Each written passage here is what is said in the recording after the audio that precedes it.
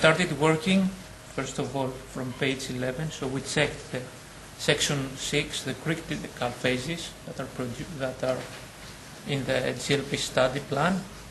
And in our opinion, the things that are critical, especially relevant to the nanomaterials use, are first of all the dispersion protocols, because the samples need to be homogeneous in order to be able to correlate the findings. How is that going to be addressed, by the way, the notion of homogeneity? How do you actually improve that? I'm asking you. Size distribution. I'm not asking you because I think I know the answer. But how do you do it? Optical density or what? She's nodding because she doesn't care. I mean, if we do it, she's from Italy, so they agree with everything. You just know that. It's just absurd. But someone that. Well, you said you just observed, and then she did that. That's not observation. That's actually mixing it up, isn't it? You were mixing it at the same time. I see. I don't like the word protocol inside a protocol. I don't think it's what it means. I have an American supervisor, so yeah. I'm no, I think. Sorry. In this study plan, we mentioned something which is potentially going to be misunderstood by casual readers. The word protocol has a looser or more closely defined definition depending on what field you work in. I don't think this is talking about that. I think it means dispersion procedure, for instance. I think there's more discussion about the word dispersion than about the word protocol. Possibly, yeah. But I mean, do you see my point? You need to define whether this is a standard approach or whether it's specifically a study, for instance. You are still very right, but in our field, everyone is talking about dispersion protocol. So right. We started with this mistake already. Okay, so you're stuck with it now. Right, all so right, students adopted it. Yes. Okay, very well. So that's one of the areas that you've identified as being. My definition of a critical phase is if you get it wrong, it screws the study. It does. It does. So, and he agrees. And I have one person who agrees with me, so that must be right. So this is one of the areas you need to get it right. Yeah. Is it something, just as a QA man, because if you come to me with a new technology and a new study plan for how to develop, I'll sit up here as you can see. You come to me with a new technology and a plan for how you're going to run it. My first question is going to be, what are the critical phases, which you then list? My second question is going to be, are they really susceptible to being audited? Can I actually go and watch them being done? Okay? So that's another question you need to ask yourself. Yes, it's critical, but there are two ways of attacking this. One is for me to go and watch it being done, to assess the technical aspects of it whilst it's running, or I can audit the data that it generates to make sure that they stand up. And sometimes it's better to do that. I gave somebody earlier the example of an incubator. I mean, if you say I'm going to incubate at 12 hours at 35 degrees, does that mean that I, as a QA person, have to sit in front of the incubator for 12 hours to make sure that it actually runs for that length of time? Or is it better for me to look at the data and say, have I got a time when I put the stuff in and a time when I took it out, and can I be sure that it ran at 35 degrees because I've got calibration data somewhere else, then I don't have to sit in front of an incubator for 12 hours. Okay. That's one thing then. Preparation of dilutions. You'll have to help me out here. What's an NP? Nanoparticles. Yes. Oh, I'm learning. Even lawyers know that. Even lawyers know that, yes. So the concentrations that are mentioned here need to be the ones that were prepared. Because they're actually going to be what, in a strict GLP circumstance, we would call the dose levels. Mm-hmm. Yes? Would I be right there? Yes. Yes. So yes, that's one of the key issues is if you get that wrong, nothing that you calculate thereafter is going to be That's correct. very crucial. Yeah. The next thing is the preparation of the controls. So we need to have a control, a negative and positive control. So one that has an effect and one that doesn't have an effect. You've got a negative control and a positive control. Exactly. Okay. So is your negative control actually just a vehicle? yeah, it's just the culture without It's the adding carrot, anything. Yeah, Yeah. shall I say? Yeah. In this case, yeah. Yeah. So in actual fact, we can talk about the entire preparation of material to be administered, whether it's a positive, negative or treated group, as being the whole thing. I don't think you could actually argue that either of those is more or less important than the other. No, they are equally important. Yes, yes. There's like one particular comment that I forgot about the slide maybe I should mention here that what we were discussing is also quality control. Yeah, you are very right. Of course. Which is chemical in this case, so we were arguing if you, since nanomaterials has a specific way of assessing the cells, you need a specific nanomaterial for it. And that is actually critical point for all our research, what we are performing now in not talking on GLP, but best practices we have in our research, that we don't have enough knowledge what should be our positive, nano-related positive control. And this actually has major impact because in the use of a positive control agent, you are implying something. You are implying that you have background historical data that leads you to presume that this positive control agent will provoke an effect that you are aware of and is documented and is measurable. The use of a positive control is in essence to validate the methodology for the other part. In other words, my positive control proves, because I know where it's going to go, that the methodology itself works. And at the beginning of any kind of new technology like this, the problem is one of persuading the regulation authorities that your positive control has enough historical background to make it worthwhile defining it as such. And that's really going to be just a question of time, I think, as much as anything. I mean, are you saying that there isn't much in the literature about it? There are two perspectives. One is lack of knowledge generally about positive effect or positive control. And second is the variability of nanomaterial. So one positive control doesn't need to apply to other It won't work in every circumstance, yeah. So But just maybe on positive controls, sometimes if you use just like GMS or whatever, you just want to check that your cells are reacting correctly. It's just like they're dying if they have to. there are two things. One thing And then is it's the treatment. So there's two. there are two things. One, if assay works, and the second, if this positive effect is nano-related positive effect. Because in many ways what you're doing is comparing your dilutions and the effect that is giving over something that you know provokes a major response. In other words, my positive control. You know, I mean, if I know certain assays in vitro toxicology work, for instance, have to be, for it to be considered to be an assay that works, has to be a multiple of the positive control level for me to say I've got a positive result. Otherwise, it's either a negative result or unequivocal or equivocal result. I'm gonna give you an example that maybe clarifies better how important it is. And if you use a chemical, the chemical will diffuse into the cells and you will see your effect. Okay? If you use your nanoparticle and you don't see any effect, then you assume that the nanoparticle doesn't have any effect on the cells. But you don't know if that is because the nanoparticle is not taken by the cells. So if you have a quality control nanomaterial that says when the particle goes inside the cells die, and your quality control nanomaterial doesn't have any effect on the cells, then you can already have information that your nanoparticles are not causing any effect, but that's because they don't access the cells. So you have an intrinsic control on the material. Yeah, the positive control article is to validate the methodology as much as anything else. Yeah. I think that's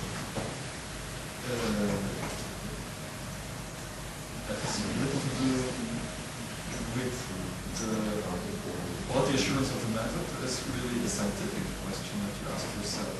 If the method is we expose the cells to something, whatever, then that's it.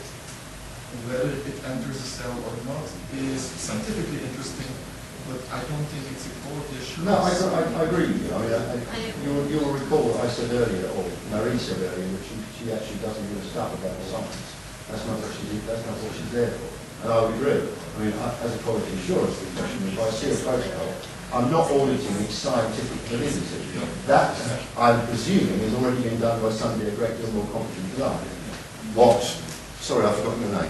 Ioannis has identified is the quality assurance aspect of it is making the stuff upright. Whether that's the positive control, the negative control, or the nanoparticle dilutions, that's the area. I'm assuming that the rest of it's already been validated. You know, somebody said, we are using this positive control. You're often asked to justify things like that. You know. Again, this is absolutely right. We are talking about from the GLP perspective. But the question is, are we that far with nanotoxicology testing that we could give it as a GLP, then we don't consider science because it's validated, but it's not. You know, we still don't know. Yeah, but you've got to start from somewhere. I mean, if you what we believe, did. the point about this is, if your positive control is, I think this might work, so I'll stick it in, it will almost, by definition, define itself by the result.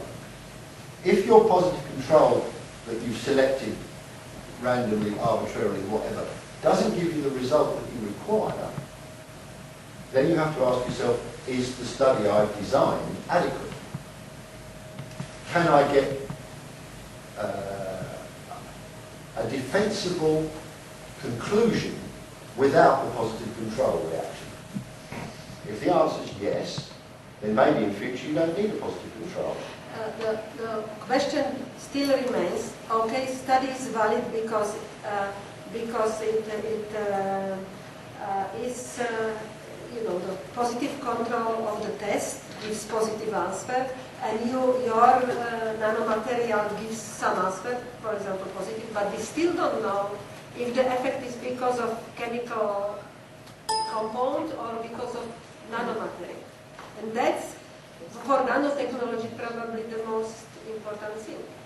On the other hand, when something is toxic, it shouldn't be used. No, but I think this comes down to moving away from the area whether it's compliance or not. I think it's down to how you interpret it. All science is about, first of all, ideally not having any preconceptions, but how you interpret the data you're given. And science advances by erection of hypotheses, which some fool then goes and finds an exception to. But then the requirement is that he comes up with a hypothesis that includes all of what we know now, plus the new information. And you have to advance that way. So we are entering into the realm of interpretation of science. I mean, I have a positive control which I think is going to work. It doesn't demonstrate in this particular instance that it works. Now I've got two choices. Either I wipe it out and say, well, it wasn't the positive control I thought it was, or I try and come up with a scientific hypothesis as to why it didn't work. And that's then we move into a realm that's got nothing to do with me and a lot more to do with you guys. Yeah? I think in OECD terminology, I think the discussion is about the words reliability and relevance. So I think here we are discussing reliability, but your question is one about relevance. Yes, And I absolutely. think the QA is not going to solve the relevance.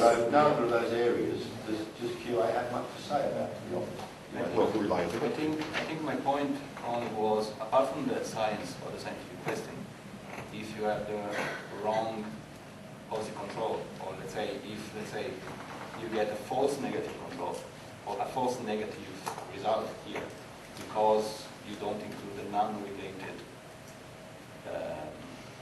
properties, then you're promoting something that it's a false negative. That's not about control, that's about dispersion and characterization. You know, I was talking about the positive control chemical versus positive control non-material. Because in this case, for example, positive control works, method works, but we don't have nano-related positive control.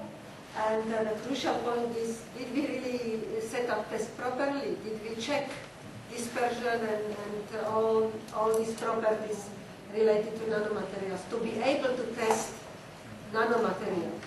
one of the phenomena that you see frequently in the OECD guidelines, particularly for toxicity testing in vitro in cells in culture, is the requirement to repeat it, to do it in, for instance, in triplicate. Yes. You do the Ames test, for instance, the Yes. bacterial mutagenesis test, you do in triplicate, to eliminate the one-off nature of some of this. That gets us past the repeatability, reliability element sometimes. Yeah, but here it's a question also, was treatment conditions, media based, proper, relevant to the real possible situation, or relevant to nanomaterial, because it's aggregation, agglomeration, and all these features of nanomaterial, and changes and stability, different stability, instability actually, and so on. You're in a period where you're developing as you go along, and that has to be accepted in the design of study plans.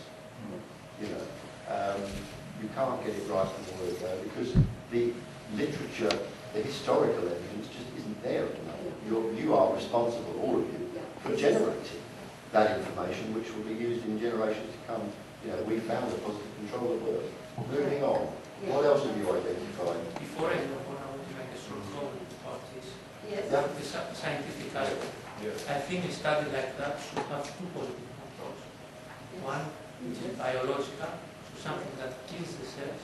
You know about stops it, already. yes, and something that is nano, and we know Yes. already. So you can compare the results of the Yes. two. It's actually not a bad And it's idea. already ongoing activity to have a reference material Yeah. for toxicity testing, OECD reference The material. purely chemical cell death Yes. provokers already done for these things. So yeah, that's actually not a bad idea. Right, what else you got on here? Okay, the next thing is the preparation of the cell culture. We need to ensure that they are prepared under sterile conditions, so there is no contamination. Right. The next thing is the quantification of the effect of the nanoparticles, so colony scoring. What do you mean by quantification?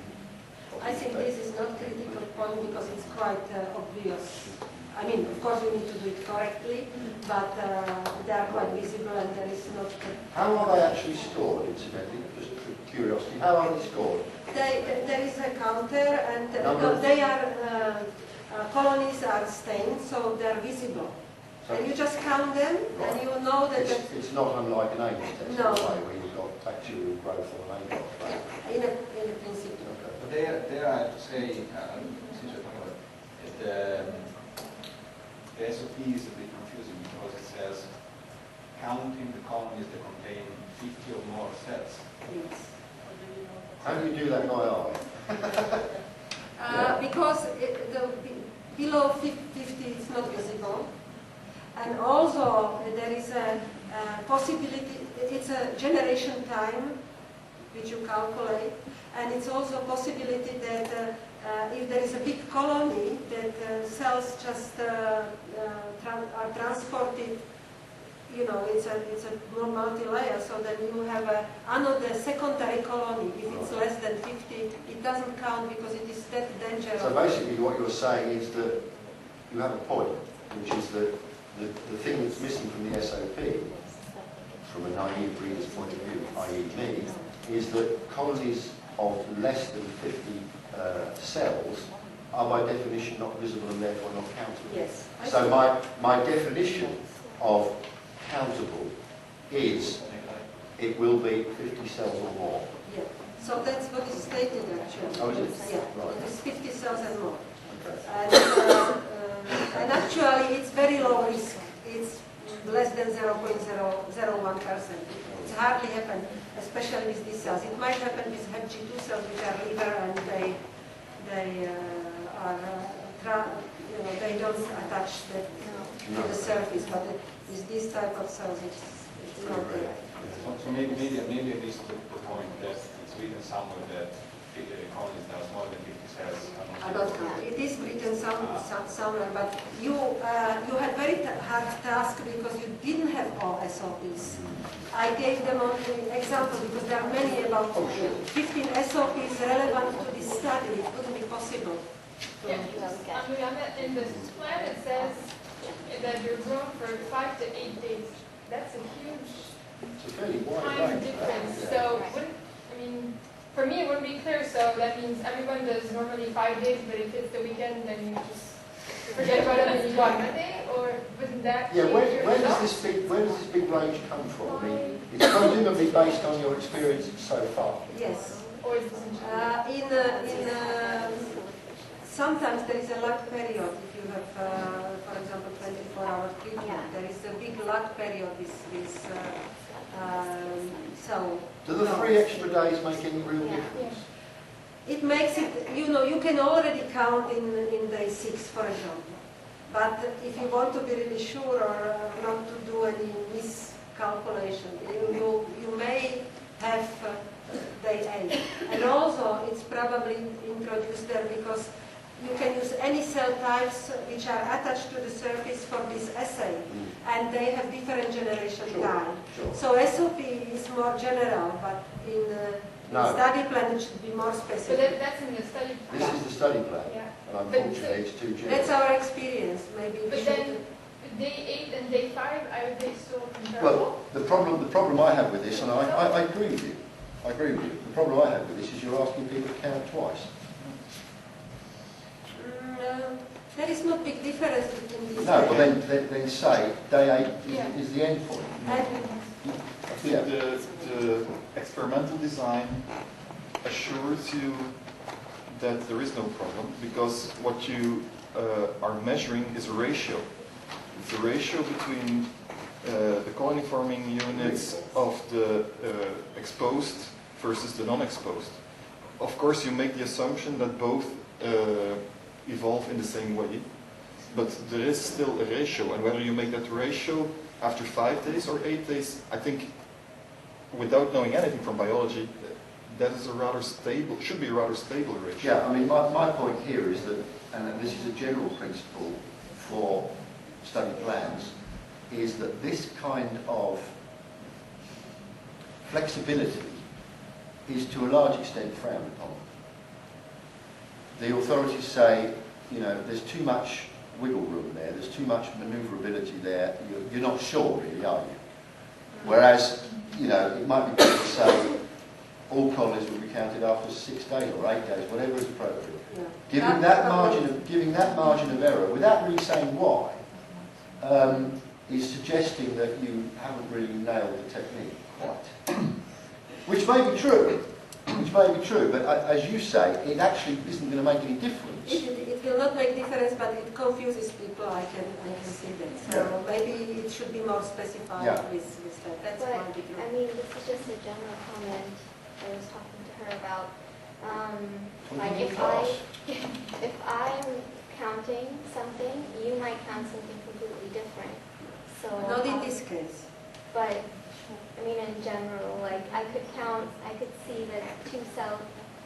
These are 2 cells, and someone else could see that it's 1 or 4. Well, I think that's one of the reasons why in any GLP field where judgment is required, in other words, this is not an automatic, unless you use an automatic cell count, right, which takes out the human element of it, then you need to, where there is judgment involved, you need to limit, once again, it's a variable. And you need to limit the amount of variability that is introduced by having different operators, for instance. In this case, we are pretty confident that because they are colonies, they are clearly visible. You can't miss them, and you can actually what we did from start. You can, you have your pen and you click it, and it's automatically counted. Okay, and then you can take ethanol, and next person can do the same. I just in my experience, which is very limited, but if there is a chance to do some sort of quantitative assay like MTT out of the blue, I would rather do that one because I would worry about it. Yeah. Because the MTT and this colorimetric assay, they have a much bigger problem with interference and right, but so you have to run a couple more controls with your particles and with just cells. We actually have experience with countness, cell countness, and Anya can tell you that what we count by eye this in Birker chamber. It's much more precise when we use counters. We are kind of prone to trust machines. Sure. But if they are not validated. But I think her point is also valid, that whenever you have something that is judgmental, that requires somebody to decide whether either it's different from the normal, or it's there or it's not, that there is a need to be absolutely certain that the training that those people have received in essence in recognising the presence or absence of a colony. If you have a relevant number of colonies, it's fairly easy. I mean, just you just need to know. It depends the on columns, that's all. the size of the market. For example, if It's it is in really thousands, then we might be in some kind of error. But if it's just a multiple of 10, Sure. You can't the number is very low. So But it might not be in the positive control. The positive control should have you should inoculate, that is why you need knowledge about it. You need to inoculate enough cells to pick up at least 1% or 10% of damage. I mean, from 110 colonies, from 220 colonies at least. So if we inoculate 200 colonies, we are pretty sure that we really cover positive, negative control is 100%. And so Part of the science and part of getting acceptance of this as regards a regulatory and validatable methodology is that you define at what point you consider an effect to have been invoked. You know, that's all down to, you know, as you said, the numbers. You know. Yeah. Just a quick comment on day 5 was day 8 measurements. Maybe in your experience that's not the case, but potentially there might be a difference because the cells will grow kind of exponentially. So at day 8 you might have colonies that will not be visible potentially. potentially, yes. Actually, for making it less confusing, for us, from experience, it's no difference. We can do it. I wouldn't say 5. I would say day 6. Maybe it's mistake, but day 8 can't make difference. But to reduce confusion, it's probably that weekend point. It's there. Of course, if I can't manage Friday, Mondays, we can do it. But on the other hand, you have 6 parallels. You never do one experiment, and in each experiment you have 6 parallels. And we also count what is the variability between, intra variability with the samples. And so it's pretty standard. I have a question about method validation, because typically, in the field where I come from, if we have concern about the reliability of these numbers, that's typically one of the factors that we would vary in our validation of the method.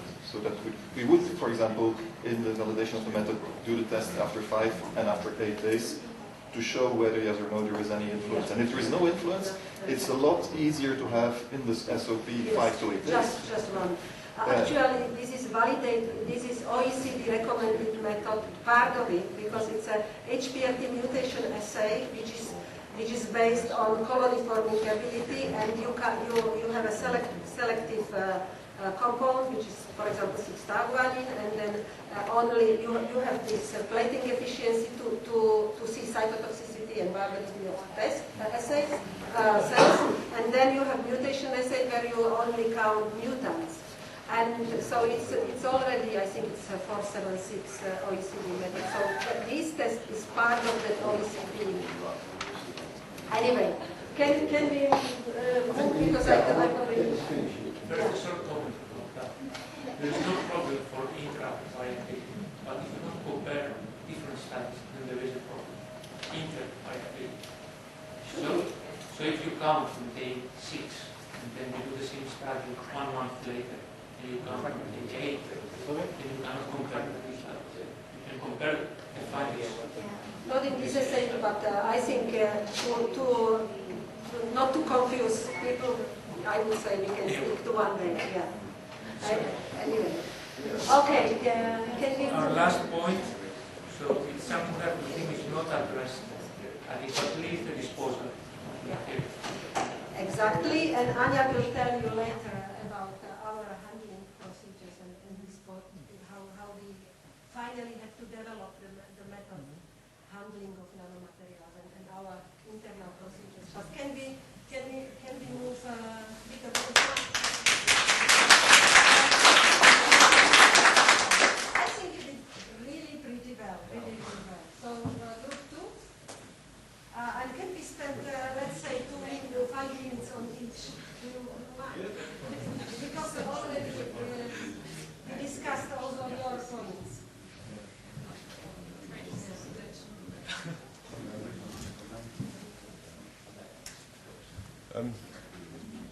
Yeah, we only kind of got through about half the material, so I hope some of the points we've made, I hope we haven't missed an explanation somewhere else. But Never mind.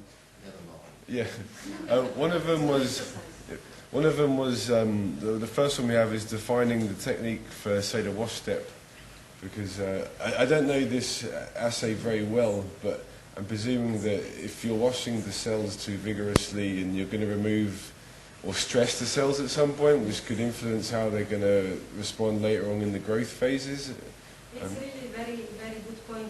Generally about washing and nanomaterials. How you can get rid of them. It's very difficult. Yes, yeah. Second, not to wash too long. To stress them. Is this in the SOP rather than in the protocol? It is It's in the It's only that they are washed with PBS. Yeah. there is corresponding SOPs which is not provided for treatment and washing. If you look at to the study plan, you have about 15 different SOPs related to this study. So everything what is covered by SOPs is in SOP. So this is why many of you were confused that this is not addressed or this is not addressed. But washing is generally a critical point for this. yeah. But it is an interesting point that anything that is standard deserves to be in a standard operating procedure and does not need to be more fully defined in the study plan. Yeah. I mean, the operating principle of any study will be a combination of the methodologies outlined in the study plan and the associated standard operating procedures that drive it. But it's not. The thing is, it's not quite standard because you'll have like a different cell type will be much more sensitive and susceptible to stress than others. Like say, dendritic cells, you wash them too vigorously and they'll start to respond really differently to say a fairly. You may need to have a standard operating procedure that breaks down into different sections depending on what cell type. Yes. it is. Yeah. Okay. You know, that's a way of dealing with it. Actually, we have a standard operating procedure for each cell type we have specifically because also the cultivation, it's pretty similar, but there are small variations. Yeah. Okay. And depending how they are attached to the service, the type of cells. And it's assumed that people who are working there, they're all well trained. So, It's assumed. I love that. It's assumed. that's what the study director. Quality assurance will actually check that. If they're really good. Yeah. Oh, okay. A second point was I think, if I understood it correctly, the actual exposure conditions, you grade the cells to, I think it says 50 to 75% confluent. Yeah. Now, if you have like a determined particle mass that you're exposing to these cells, between 50 and 75 is quite a large variability, so the particle per cell exposure concentration is going to be quite different. I wondered if it's perhaps better to do it per proper cell number as opposed to just a 50. It's always proper cell number when you treat cells, but this is the stage where the cells are most happy. This is kind of, if they have over 75%, then they might become overgrown. If they are less than 50%, there is a kind of this metabolic cooperation of cells. The density could be too low to make them, to make exchange the necessary nutrients. Yeah, but what I mean is, say if one person does the exposure and their flask is at 50% confluent, the next person does it and it's 75% confluent, you've got half as many cells there. So if you have the same number of particles to this difference in cell number, surely the response to the particles is going to be different. In our hands, this is the range still acceptable. Over 75 and lower, it's not the kind of physiologically good state of the cells. Okay. From the point of view of, but we always, we never split them like water, or we always count them. So it's a routine is pretty same, and usually it's close to 75%. Okay. I think there is a small bit of confusion. We also identified in our group. And the 50 to 75% is when you are growing culturing cells. Then you see the cells in the well and you see exactly the same amount. For the exposure. Okay, yeah, that explained, yeah, okay. At that point, there's no variability. Yeah, okay. Yeah, that's exactly what we were thinking. Yeah, we thought the exposure was done to this 50 to 75%. In fact, the Okay. exposure could be done in two ways. Yeah. Either in a monolayer, which is these conditions, or on the individual cells. And that's that. In that case, you need to wait several hours to allow cells to attach to the surface, but not, for example, more than 24 hours, because then they might grow, and then you actually don't treat individual cells. So there are different critical points for those two. But then the SOP you indicate C to 100,000 cells. Yeah, that's I think that's obviously something we missed then, because we took this as the exposure conditions, not just the cell growth. Because we have two procedures, and I'm not actually sure what is used, but what is there should use. It's a useful point, because it's the sort of thing that if I was auditing the study plan, would query. I would just throw it out there and say, is this range too big? You know, are you making life easy for yourself? And how do you, I mean, the answer might come back, shut up, you don't talk about it. Usually was that, actually. But I think it's a valid question to ask. At least if you can explore further and find out what the rationale behind it We is. understood that small inoculum, 100 or 200, comes after the washing. Yeah, I think it is like that. When I followed the exposure came after, I mean, on this conference. Does anybody think that, I don't look at the study plan, so I don't know. Does anybody think that a flow chart for some of this would actually replace a lot of text? Is that relevant in this instance? I mean, I noticed, the reason I say it is I noticed you actually drew one up. For me, it was easy if I made the scheme Yeah. of the whole thing, and then to see what are the sensitive steps, and then just go focus But is that something that, you know, personal could be done? You know, so that you've got this kind of linear representation, because we're all primates, you know, some of us more or less evolved than others. And we are much, much better at visual information than we are at words. So I mean, I'm always a big fan of pictures. This is actually what this picture says. How much cells you inoculate, how much cells you treat. And this is actually 50-70 confluence when you take it to the experiment. But you see the exact number of the cells, like 100,000. Next day you treat them, and then you inoculate small. So this is only that to make explains, cells, the viable and the most. Because, for example, well, it's a different story. It's not scientific. And now, for example, we have this procedure, or we have a standard procedure. On the first page, it is a scheme with all the steps that will be after all this. So it's easy. You just put step 1 and step 2. So you have a scheme to see from the You have scheme in standard operating procedure for plating efficiency. You have scheme, and you have exact day, which day you do what you do, and then you have form. When you do experiment, the exact number of cells you put there. It's usually the same. It should be the same. No, that explains it completely, because that's what we were wondering, whether that percentage was the exposure conditions or just the cell culture. Okay. And you see the exact number. It is. I already showed you this picture that it's 100,000 cells you expose, and you will see inoculate the small one. Okay? The next point was, I think it was obviously discussed with the previous group as well, was the use of positive control, whether it's a nanomaterial or whether it's a known chemical hazard. We were just discussing this now as well, and we thought it could be useful to include reference materials, which I know that's more to do with the interpretation later on, but have like a bulk material comparison.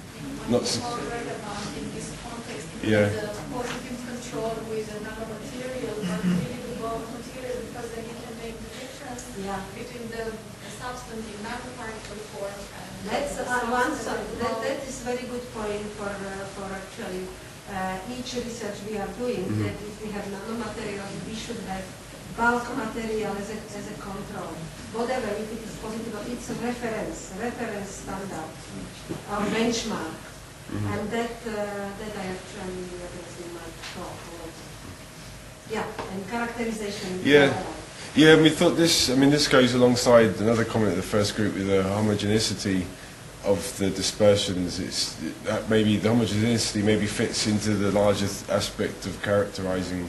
But I don't know if that would fit into this study, because that might be something that's can be done prior to the studies. You know that material in that medium is this well dispersed, or if it's not dispersed. That's actually what's happened, but we didn't provide it because it's not published. So Okay. you have in study report written that you can find this information in Annex 3, but Annex 3 we didn't give you. So of course it's important to see, to know the size of the particles mixture, where you're going to have smaller ones, aggressive ones, bigger ones, so to know which one. In particular, in this study, it was the characterization provided by supplier for that provider that you have there. But then our partner did characterization in media exactly like before treatment and after treatment. So we know dispersion, 10 minutes after or immediately after. It is in media, and then after the treatment, the stability also, but it's not provided because it's not published yet. Okay. Yeah. But it is critical. It is critical. And I'm not sure if we misinterpreted this as well, but the exposure times, we read the statement where it says between 2 and 4 hours, alternative for 24. We weren't sure whether the 2 to 4 was... And it is in study plan. It should be in study plan. Okay. In study plan it should be clear exposure time, and I hope it is in this SOP. Yeah. It could have different. Okay. It is in SOP. It is in SOP part 1.4, exposure condition and treatment. So But comparing cells are exposed to test after 24 hours, alternatively 24 hours. Yeah, that standard operating procedure gives you alternatives. But Okay. study plan should give you exact exposure. Yeah, I think it was that. Okay. And yet we added the last point because again it says the start of the experiment could be either a Wednesday or a Friday, and we just thought there was a comment during one of the presentations this week by the immunologist. I think she said that. That was a good point. And then when you don't open the door, it's different. it's different, yeah. So if you start on a Wednesday or a Friday, then it may change. They might change the Yeah. protocol. Okay. Good, very good. Okay, thank you. Any more, or was that the lot? That's all, yeah. That's it. Okay, so Right, how much of group 3 have we already covered? Who's group 3 spokesperson? Oh. You? No? They failed to do the obvious.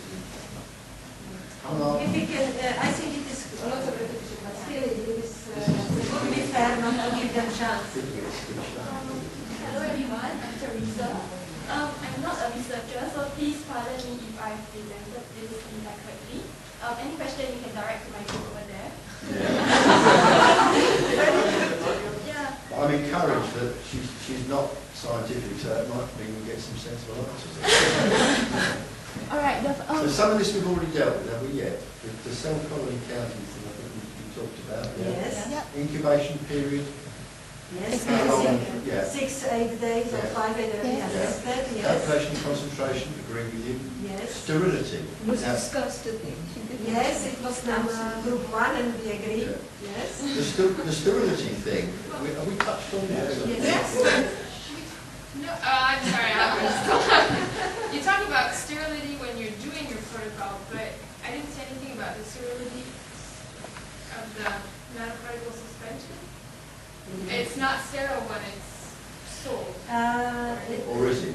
It is of course diluted in sterile. It was delivered as a solution, Yeah. and then of course in sterile conditions it was. But the solution you buy is certified as sterile? I don't think so. So So you don't know whether You don't Should know we what ask them? but the because idea of working in sterile conditions Actually- afterwards It's kind of meaningless if the thing's not sterile to start with. But you can't, we tested it, I'm sure just it works. incubated cells a long time, and if you have 8 days cells with something what is not sterile, you will see. That goes into all the GMPs, good manufacturing processes of the. Well, But generally, this it's is not GMP of manufacturing, it's of pharmaceutical industry. Clean working conditions. Yeah, but it's not sterile, that is RTS. It's not the same, it's not because it's Yeah. clean that it's, it's two Yeah, different but definitions. it's actually get critical. infected. The infection, Yeah, but, they would, but there are more but sensitive. infection and contamination are different. It could be organic contamination, could be Organic, yes, yeah, but you for get example, cyclic when you talk integration. about the sterility, Sterility if there are is, bacteria, viruses, whatever, they But can it's infect also the cells. contamination sterility. this is one of the reasons why GLP has a considerable amount to say about characterisation, both of test materials and of test systems. In other words, know as much as you can about the things you're using, because that way you can eliminate a lot of the variables that might affect your interpretation. The more you know, the more that your supplier provides you. And you may decide, I've got a choice of several suppliers and I'll go for the one who gives me the most information and makes me feel more secure because I get analytical data with it or he guarantees it's sterile or whatever. The onus is on you as a developing industry to exert pressure on your suppliers to get them to give you what you want. It is really critical. Yeah. I absolutely agree. What do you mean by ensuring sterility during work? I guess this will be more of to prevent contamination. She said, waiting for some help. It is actually their SOPs included how to work with laminar, how to work with sterile conditions, so it is pretty thorough. Are there any checks on sterility? Yes, it is. Cell cultures are tested So for the conditions- mycoplasma, and also it is the conditions are tested regularly. Also the pipettes, which we thought about that. The tips you use, because you can have filter tips, which ensure that it's a bit more sterile. So with that, doing while you're handling. Well, presumably one way around that is to use disposable Yeah, it's a tips. huge Yeah, but debate. the disposable tips themselves, you can have them with filters and without. Oh, okay, right, so you've got, that needs to be defined. That's crucial. So I don't worry about it. Dispersion of tasks, have you been there? Yes, that's Calibration, I like this, tell me more about calibration. very difficult. Very, very valuable. Come on, you're the spokesperson, you're not supposed to stand there and read it, you're supposed to know what it's all about. Why is calibration of equipment important? To ensure that there's standardization at the very start of the experiment. Thank you. Yeah. And let me tell you this, that one of the most popular topics for stitching you up when you're inspected by the regulatory authorities is what you do about your pipettes. Multi-pipettes are I was about to say the biggest source of non-compliance issues that the regulatory inspectors find. Having a standard approach to how you calibrate your pipettes and how often you do it is something I think, particularly in your field, is one of the early areas you need to address in the SOP. How often do you do it? A lot of it will depend on how frequently you use them. How do you do it?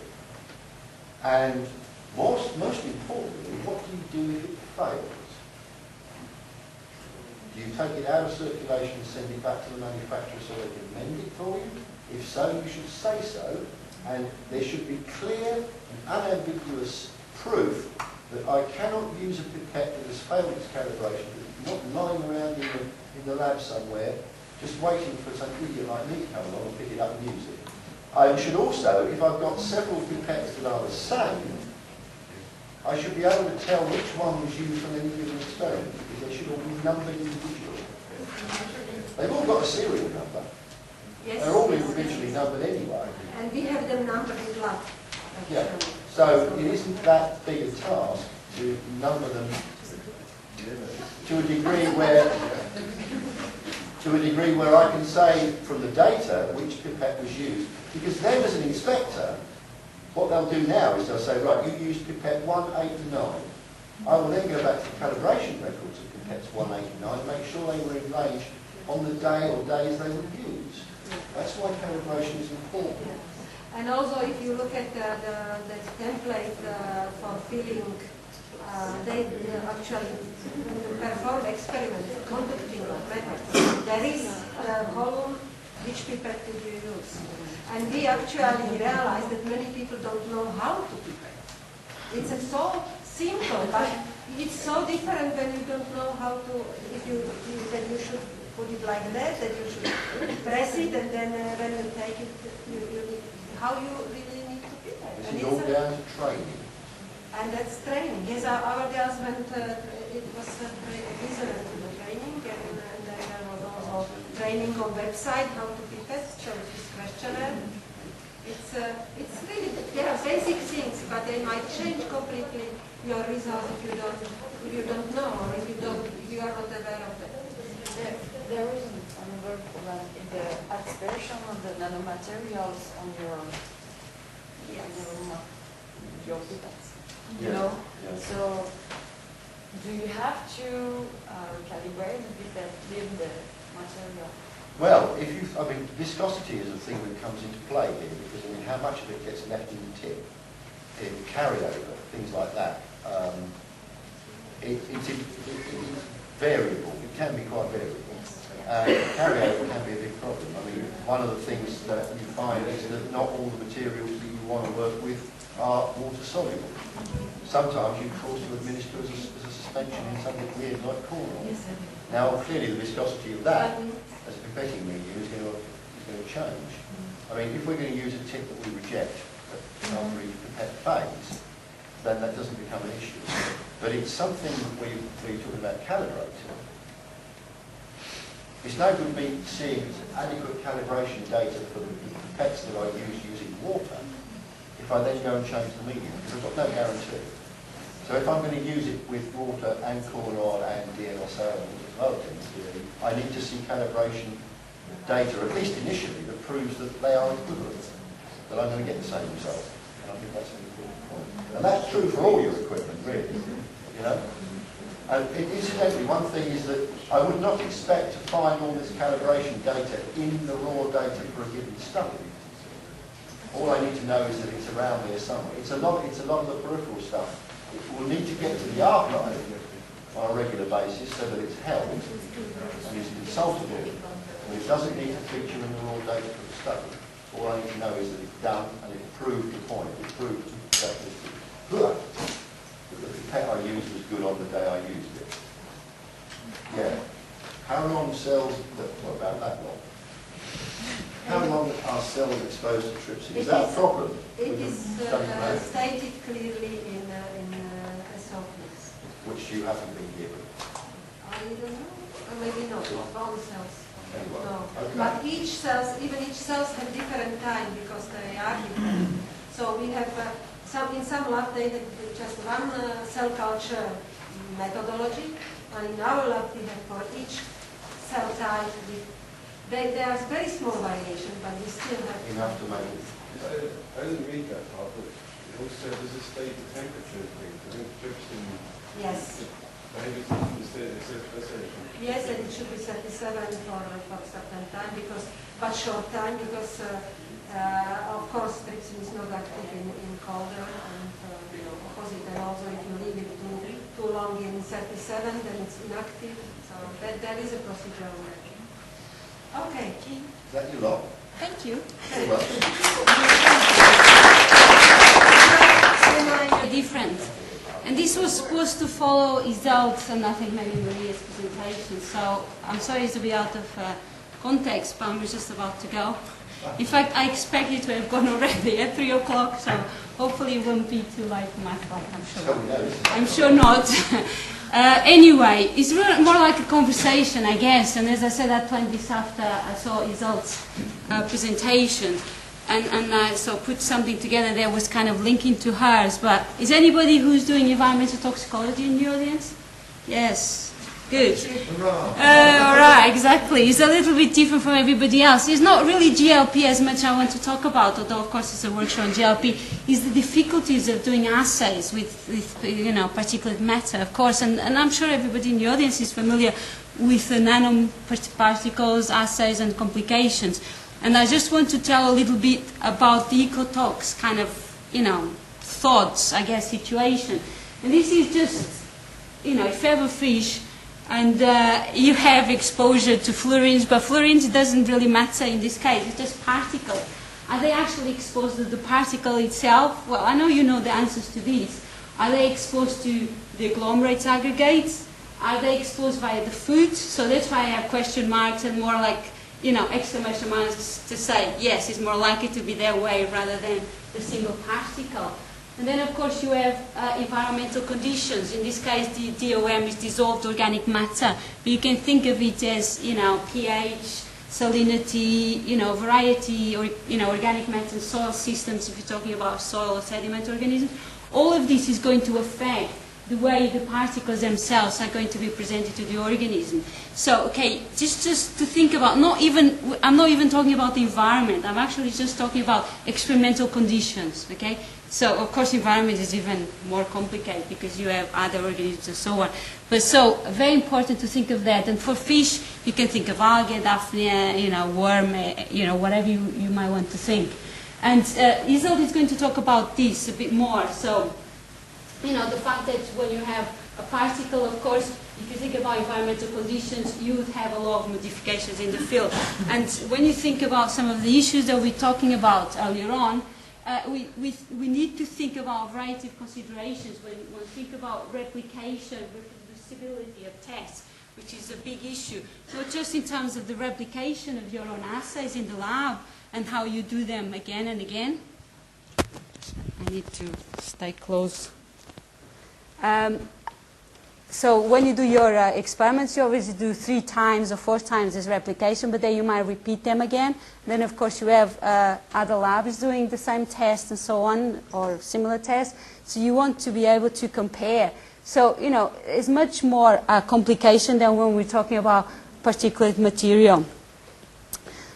We talk about OECD a lot today, and there are protocols, not just OECD, but ISO, US EPA, and so on. They're produced ways, if you want recipes and so on, that people follow in many contexts. We're talking about daphnia, in terms of the ecotox, algae, fish tests, etc., but also in cell systems, so human context, if you want the models. So the endpoints are variable. I just wanted to highlight, as I said, this presentation is really small, and it's just to highlight some of the issues. If you're talking about the daphnia, which I'm sure everybody has heard of, but if not, there's a representation here. Most, you've got 2 tests there, the OECD test 202 and 201, which, tell you basically how to perform those tests. But of course, researchers do much more than that and don't just follow the OECD protocols for regulatory purposes. They might want to look at heartbeat, for example, that you can see there. You might look at behavior, swimming behavior. You might look at a variety of things that, are within the research context, if you want, not necessarily at this stage regulatory, but it's exactly the same. There will be standard protocol or potentially standard protocols which apply to general chemicals, but not necessarily to particulate matter. So I wanted to highlight some of the issues. For example, here you've got the OECD protocol for algae. As you can see there, cyanobacteria and algae, and you can see the reference there, 201. And one image of a potential incubator on the left-hand side. Okay, let's see some of those points here. Incubation. So it tells you what to do when you incubate capture test vessels, etc., etc., etc.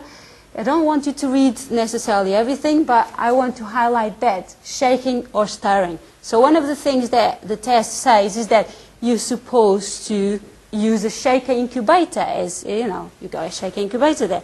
But does it tell you much more about it? Shaking or stirring. That's it. Okay? So it doesn't tell you much. This is for conventional chemicals. So you want to follow the protocol, which we do, but people might be doing slightly different approaches, okay? And then there's other, there's temperature, etc., etc. Just to give you another example here is the light situation. Fluorescence light illuminating, for example, cool white or daylight type. And you can see here the range between 60 to 120 microinstances per square meter per second.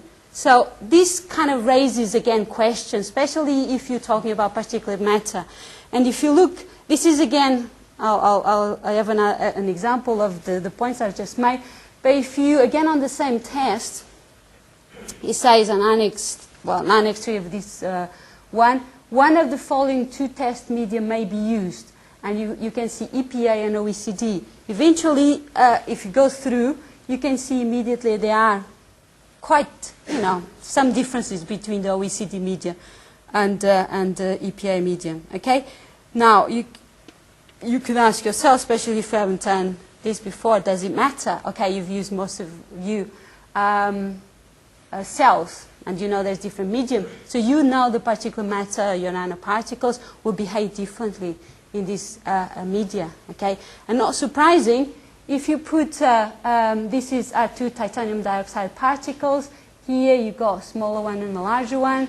And if you put them with three different types of organic matter, which are standards used in my area, in our ecotox, you got Waskish peat, humic acid, Swanee River, humic acid, Swanee River, fulvic acid. Doesn't matter what they are. People buy these as standards representation of dissolved organic matter. So it's not something that I went and extracted myself. I bought it as you would buy a chemical. And you can see immediately that the suspension of the particles over a 24-hour period on the different types of organic matter actually are different in terms of suspension. Some of them is just dropped completely, others you can see. So just indicates, as a very simple example, that if you have different media, of course you're going to have different exposures, different suspension, different exposures to your organism. So if this is not well specified, and if you use one media as opposed to, say, the EPA as opposed to OECD, for example, the Daphnia test has two, in the OECD protocol, has two different types, potential use the M4 or the M7. So people can use one or the other. So just by saying I've used the OECD protocol is not really enough if not everything is really specified. And it's just to say, I don't want to go into details of it, but you have these, again, four types of titanium dioxide particle here in these two graphs, and you have deionized water, US EPA, and US EPA with organic matter. And you can see immediately the size of the particles in the zeta potential, the stability of the particle is completely different if you actually have deionized water, EPA, and organic matter. I'm sure this is not a surprise to some of you who have worked on this, but just kind of to emphasize those issues. And of course, this is a bit like representation how you can do it. It's like a child's mixing, But, if you do sediment tests or soil tests, this is, again, questions that you have to ask yourselves. Are much organic matter in your soil? Do you use standard soil recipes or recipes from other, people use reference soils, for example. Do you mix it thoroughly? Do you stir? Do you sonicate, etc., etc.? All of these can lead into difference across, experiments that might look like the same in different, if you don't have all the details.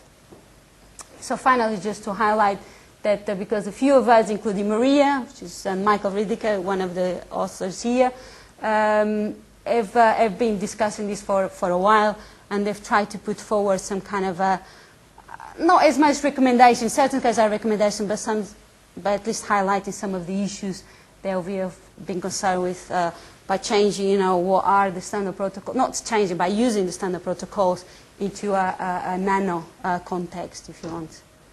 So, very, very quick, very brief, just to highlight some of the issues in the ecotox area. Thank you, Teresa. That was really very nice highlights of this problem in our field. Do you have any questions? Ecotox. I just have on these difficulties. Yes. But it's absolutely true with media, also in cell culture, that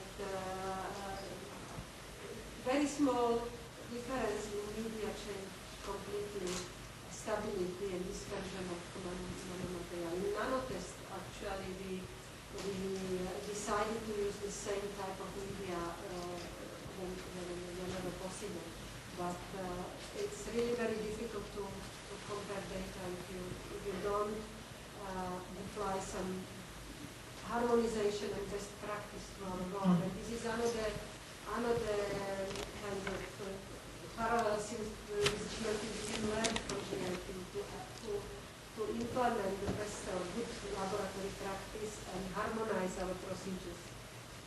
Yeah, I mean, I think the key issue is to make sure that we report very carefully our results. I mean, also, what was discussed before applies to this field, of course, but these are additional considerations that I think we need to bear in mind. And I'm sorry I cannot stay much longer to discuss with you. Thank you, Teresa. I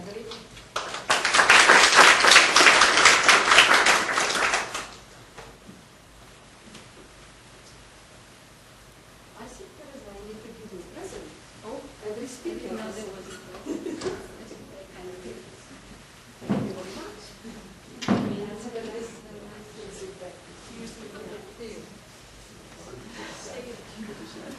Okay, so before coffee break, can we finish the other two, then we are finished with exercise, because it would be good to see if all groups address.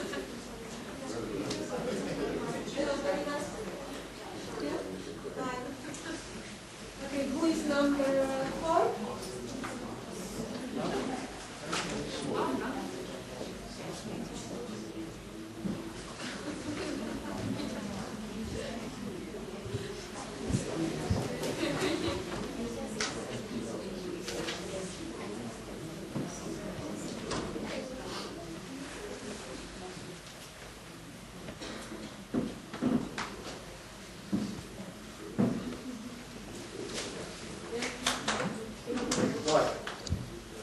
First question, who the hell am I? That's what you're going to ask me, no? I'm Gert Ruben from the Joint Research Center of the European Commission, and I have the pleasure to present the few comments that we found, because maybe this wasn't yet mentioned by any of the previous groups, but our first and main conclusion is that there is lots of detail in the documents that we got, and we believe they are fairly good. Still, the few... That's actually important, because I mean, one of the questions I would ask is, could you, using the study plan, have a reasonable bash at running the test? Personally not, because I'm not trained. No, but if you had a little training to go with it, there's enough information there to allow you to do the test. Because that's the first real acid test of whether the study plan is performing its function or not. So I have to rely... There are no obvious gaps or quantum leaps of imagination that are required for you to see from start to finish how the study actually works. No. I can I can speak on behalf of my colleagues who have a little bit of a biology and toxicology experience, and they were quite impressed with the detail, the level of detail, and of course there's still material that we did not have. There's a list of SOPs.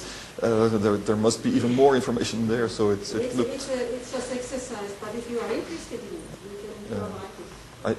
I don't think it was the first draft of the of the method. No. Right. Now on to the downside. Yeah, so it was mentioned already before, the material characterization needs to be, also from the supplier side, I think that fact or the data sheet was not very specific about, for example, what kind of size was measured and reported on that sheet. There was what we believe is an average value and a polydispersity index, which is an indication of the range. Yes. But the polydispersity index is something that depends or the value of that depends on how that index is measured. And that it wasn't mentioned how it was measured. It's a very good point. You can text our provider. Yeah. Also, it was mentioned already by one of the previous, or several of the previous groups. Indeed, it is mentioned in the SOP that there should be characterization in the media before and after the treatment, but it wasn't mentioned what kind of characterization we want to. We included it in the last moment because originally, actually, we didn't do it characterization before and after in our lab, but we would recommend that it should be done, and this is why we put it there. And also in the report, it is mentioned that data from characterization are provided in Annex 3, but we don't provide the Annex 3 because it's not published. But our intention is that we want really in future to do characterization in situ within our experiment, because it was done in the same media, but not in our lab. So would you incorporate that as a standard within each study plan? yes, I think it Characterize. for nanomaterial, I think that everyone highlighted is very crucial. Oh, that's an interesting fact. What do you do if you represent? Yeah. Actually, I think we have to link that with the last comment, because when we were going through the study plan, I think it was mentioned there needed to be done 2 replicates or 2 repeats, and that's of course a minimum. 2. 1 is really nothing, but 2 is a minimum. And then later on, I think we somewhere found a performance criterion, and there it said that actually, if the variance of the 2 results is larger than 30%, the particles are non-cytotoxic. No. But that's, I don't think it's true. Yeah. Its variance is less than 20%, it's okay. And if it's more than 30%, we could have a look. But there was some confusion. We checked it with Vito. But what we meant is that these cells never have 100% colony forming ability. It's around 70-90%. So therefore, we allow some 20% variation in non-toxic. But if it is more than 30% from control, you have two things. You have variation of control, which is in acceptable range, which is this 20%, and then you have difference between exposed and controls. If it is more than 30%, then it is considered as a toxic, and if it is less, it's not considered as a toxic. So there's 3 criteria there. The other way around. Yeah, sorry. It says that it's cytotoxic if 1, 2, 3. all of the following 3, Yes. all of the following criteria. Yes. Cell viability is reduced by at least 20%. Yes. A dose-related response is observed. Yes. And a coefficient of variation between the 2 replicates, presumably, is less than 30%. Yes. That's what we were. Yeah. The alternative to that is if you don't fulfill those criteria, It's non-cytotoxic. So it's this last of the 3 that is a bit dodgy. The last of the 3 is a bit weird because, as you say, we only got 2 results and they do differ. Which is right. You have 6 replicates in each sample. No. That is if you do in each sample 6 images, these samples have been prepared as one. So these 6 are not independent. So then it's not. But I think you could easily replace that 3rd criterion by an action for maybe doing an additional test or something like that. That's true. That's true. That we can. Yes, you are right. That might be. It's not actually six valves. Even you have 6 parallels, but it's one valve. It's not considered as an independent parallel. That's absolutely true. So the correct way would be if we have 2 plates per each, and then it is 12. But one has 6 replicated in one sample. But parallels are only these 2. So this leaves, I think, this also questions in terms of how do you consider those concentrations that are, let's say, not maybe higher than 20% difference from the control, but they are statistically significant, i.e. you go all your ANOVA and in biological experiment, I have in my letter 12, in biological experiment, you need to consider the biological meaning. Yeah, it's not only about the numbers. It's like everything what is statistically significant doesn't mean that it's significant. You could have, if you have really experiment without many variations and two similar, one is 80% variability and another 90%, it's no difference because it's in normal range. No, I think it's important when you're dealing with biological test systems to overlay the fact that purely because the numbers say something is going on, that might not be for real. I mean, everybody who's worked for any length of time in preclinical toxicology would have come across the ever-popular group 2 effect, where the lowest of 3 increasing doses is the only one that shows statistical significance. And how the hell do you interpret that? You know, it just shit happens is what the answer is to that. So biological significance has always got to be included. And it's one of the reasons why building up a background database of historical control data will help you to interpret that in terms of history. And this applies to negative as well as positive control. And it is true that we didn't perform enough experiment in our lab for this test and for these cell lines to be fully confident with our acceptance criteria. It's got to start somewhere. Yeah. So I agree that we need to define them better, but then we have more results. What's your point about the humidity? Well, I think several of the documents refer to a humidified atmosphere. Yes. And I understand from my colleagues that means it must be really, really humid, like 90% relative humidity. But I think that, well, first of all, the value is not mentioned in the report. It says percentage of CO2, 5%, and yes. 95% of the normal, you know.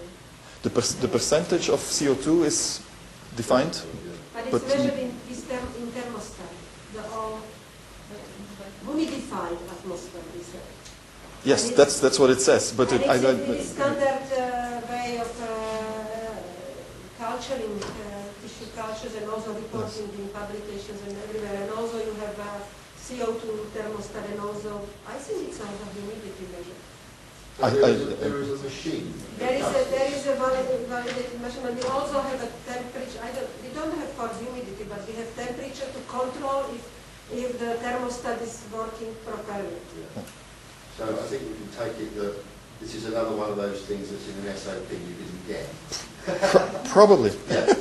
And let's hope so. I mean, as a QA man, I would say show it. That, and they would say, well, it's in an SOP, and they rapidly run off and write that. You can check if there is a provided SOP on thermostat there. And if yes, so that should be. Because pretty much all that you find in a study plan will have, you hope, some kind of relationship to a standard operating procedure when it is genuinely standard. Okay. That's it. Well done. So, would you like to finish, or are you too tired and you want to have breaks? So we have only one more. Right, can they get through that in 3 minutes? Yeah, I'll be extremely quick. Because some of it, I'm presuming, we've already dealt with by the time we get to this bit. A lot of stuff. There's nothing left to say. Well,